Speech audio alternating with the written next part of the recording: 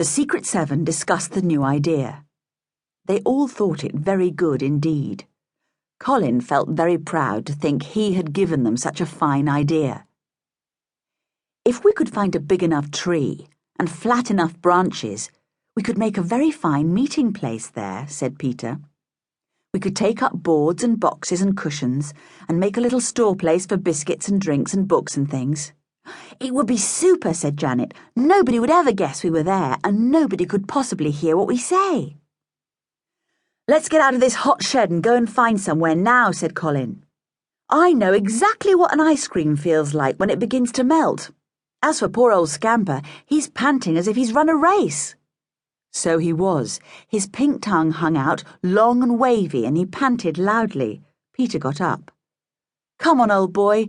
You can have a drink at the stream when we go past. They took the biscuit tin with them, but they all had a drink of the orangeade before they left.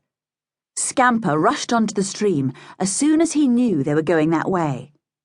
Hey, don't drink all the stream, called Peter. Scamper lapped and lapped. They went on their way and left him still lapping. We'll go to Windy Woods, said Colin.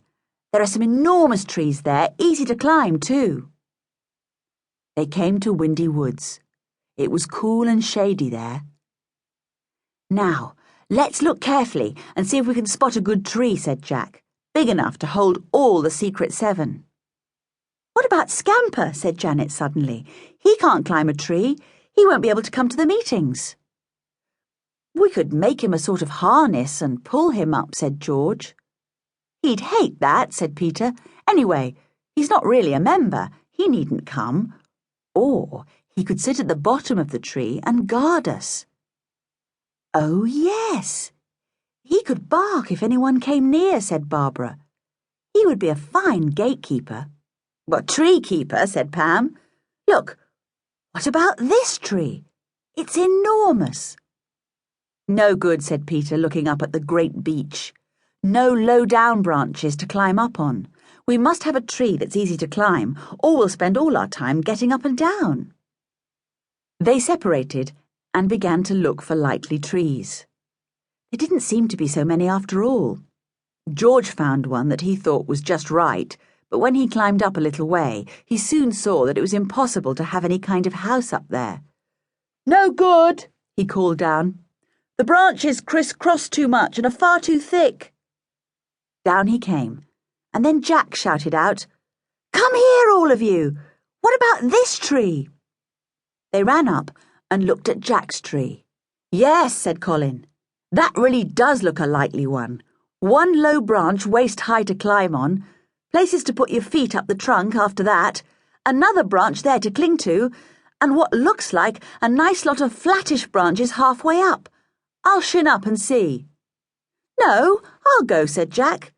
I found it, you come after. He stood on the low branch and then made his way up, putting his feet onto jutting out pieces of the trunk that really seemed made for footholds. Boughs spread out in just the right places to hold on to, and then Jack came to the place where branches grew out level from the great tree trunk. It's fine, he called down. There are about 6 branches here, all on the same level, more or less, and there's a hole in the trunk, too. It would make a fine cupboard. Come on up, there's room for everyone. The others climbed up in excitement. Peter came last of all, in case anyone got stuck and wanted help.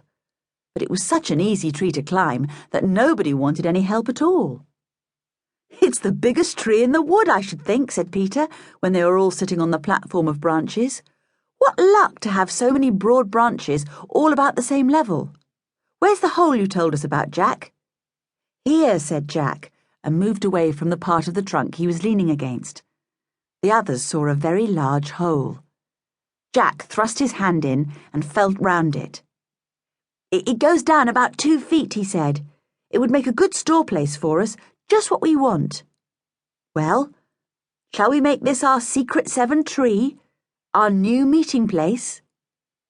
Oh, yes, said everyone at once, and they began to talk about what they would do to make it a proper treehouse. Peter took out a notebook. Now, he said, suggestions and ideas, one at a time, please. I'll write them all down.